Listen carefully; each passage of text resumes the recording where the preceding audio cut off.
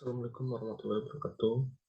Perkenalkan, nama saya Prima Mas Putra dengan NIM 20059086. Pada kesempatan kali ini saya akan mempresentasikan tugas akhir mata kuliah komunikasi pemasaran.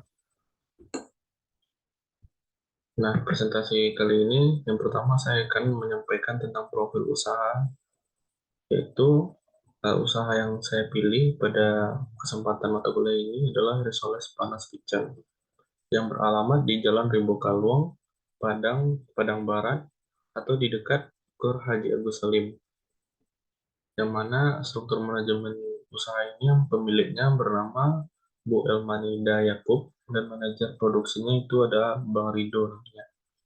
Dan pada awal berdirinya itu pada September 2022 yang dimulai dari usaha berjualan di rumah saja dan kemudian mulai di awal 2023 ini dia mulai berjualan di Gor Haji Agus Salim.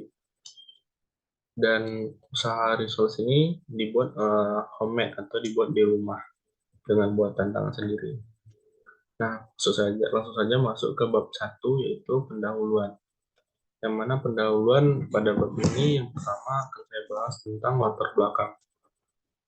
Latar belakang risol mayo ini adalah risol mayo merupakan makan ringan yang sudah diminati sejak dahulu oleh masyarakat Indonesia.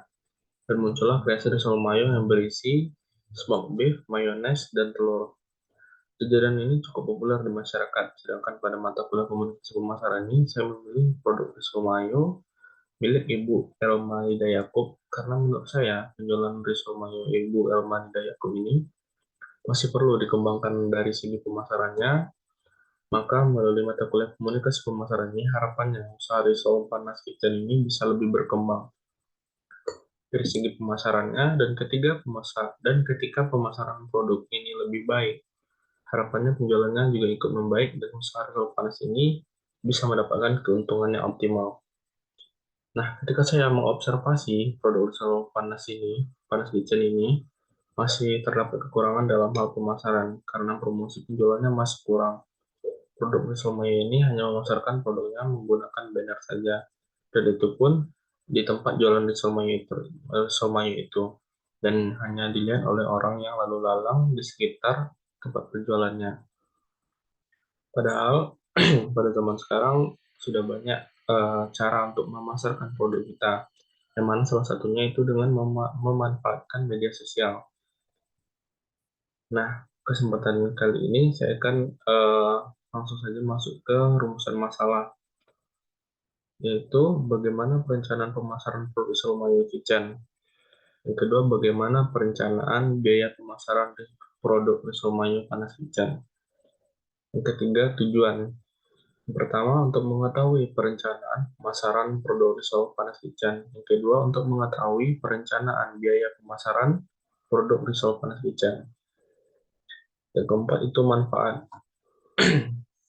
Manfaat terbagi menjadi dua, yaitu yang pertama manfaat akademis, yaitu dapat memperkaya karya dan dapat kajian mengenai konsep komunikasi pemasaran. Yang kedua, ada manfaat praktis, yaitu dapat bermanfaat bagi penjual sehingga dapat menjadi referensi untuk kedepannya dalam mengembangkan strategi komunikasi pemasaran yang lebih efektif bagi usaha resoles panas kitchen. Selanjutnya dapat mencapai potensi maksimal dari program-program pemasaran yang telah diajukan. Dapat juga menjadi referensi bagi usaha untuk bergerak dalam bidang industri serupa, dan juga dapat menjadi referensi maupun saran bagi tugas atau karya dengan tema yang serupa. Selanjutnya masuk ke bab 2, yaitu tinjauan pustaka.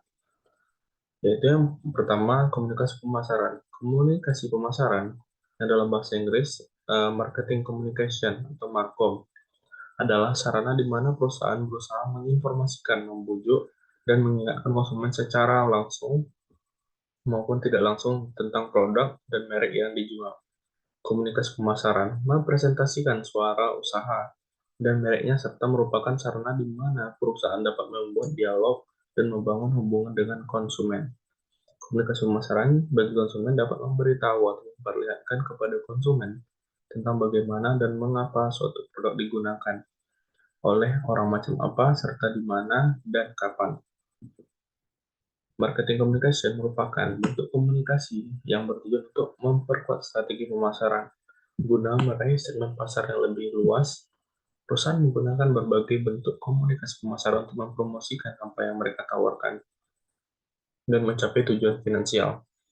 Kegiatan pemasaran yang melibatkan aktivitas komunikasi meliputi iklan, tenaga penjualan, papan nama toko, display di tempat pembelian, kemasan produk, direct mail, sampel produk gratis, kupon, publisitas, dan alat-alat komunikasi lainnya.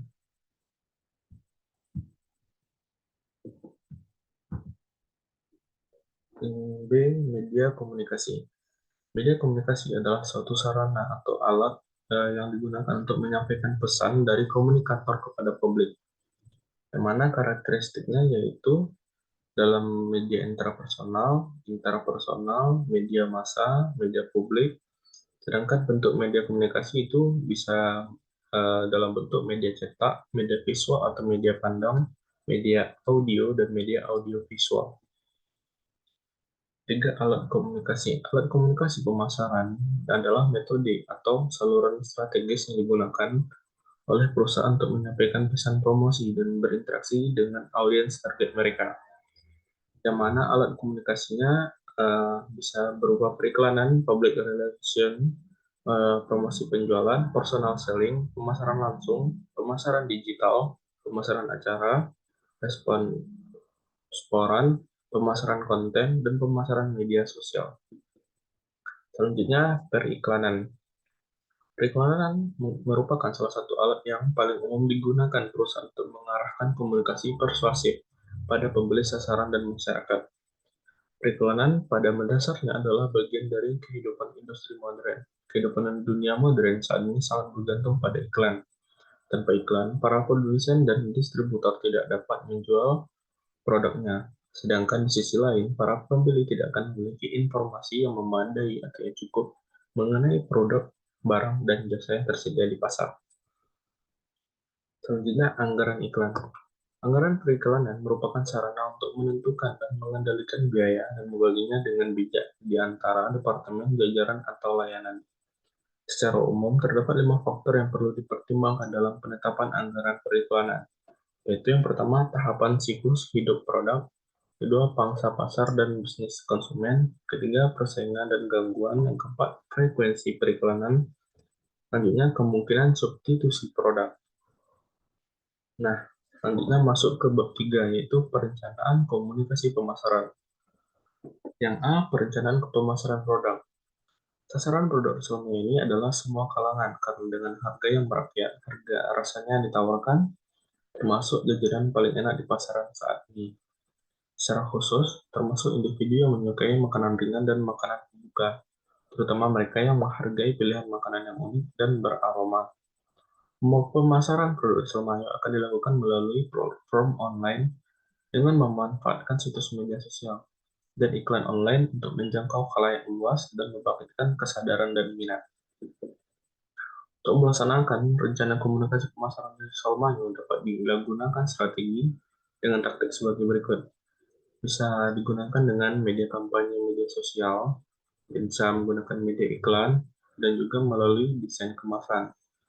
Melalui kampanye media sosial itu bisa kita upload seperti informasi produk tersebut berupa pamflet atau berupa dalam bentuk lainnya yang di dalamnya terdapat informasi tentang produk, harga, dan ajakan untuk membeli.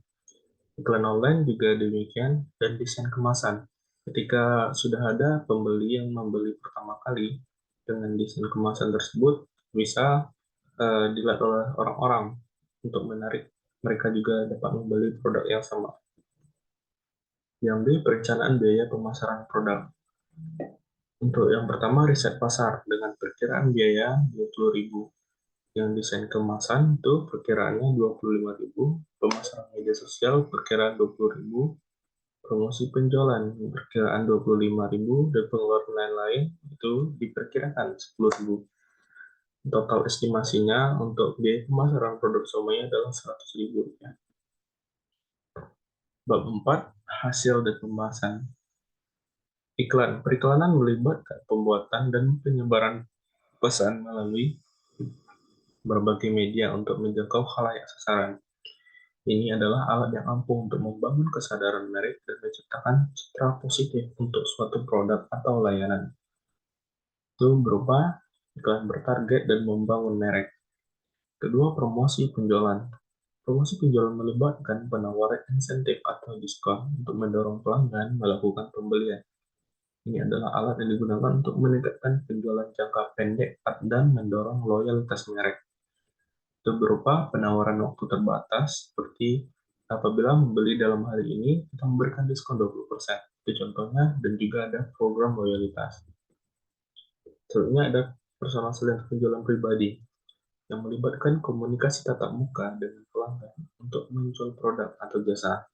Ini adalah alat yang digunakan untuk membangun hubungan dengan pelanggan dan menciptakan pengalaman penjualan yang dipersonalisasi. Contoh personal yang dilakukan yaitu promosi door-to-door. Yang keempat, public relation. Hubungan masyarakat yang melibatkan pengelolaan komunikasi dan hubungan dengan publik, media, dan pemangku kepentingan lainnya.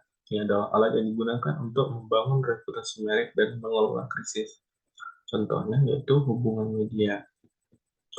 Selanjutnya ada analisis pasar.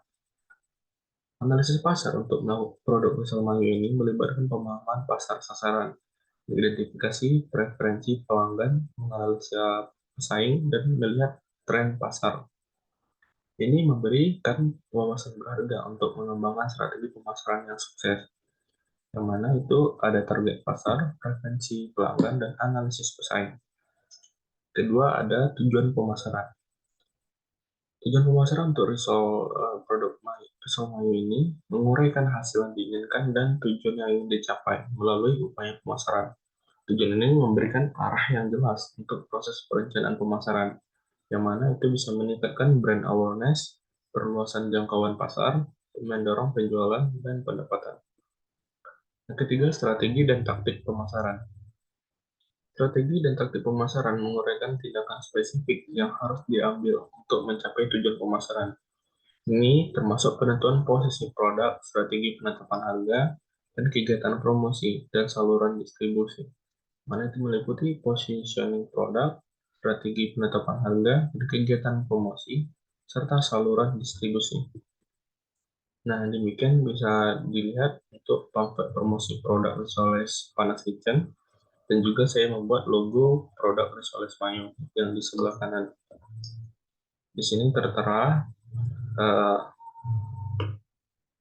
tertera brand dari Risoles Panas, dan juga alamatnya, harganya, serta ajakan untuk membeli. Dan juga untuk info tambahan bisa menghubungi kontak center yang tersedia di pamflet juga. Bisa dilihat juga foto yang menggambarkan Risoles Panas tersebut bisa mengubah selera untuk konsumen dapat membeli produk tersebut. Mungkin demikian yang dapat saya sampaikan pada kesempatan kali ini untuk mempresentasikan tugas akhir komunikasi pemasaran. Apabila ada salah dan janggal mohon dimaafkan. Saya akhiri. Assalamualaikum warahmatullahi wabarakatuh.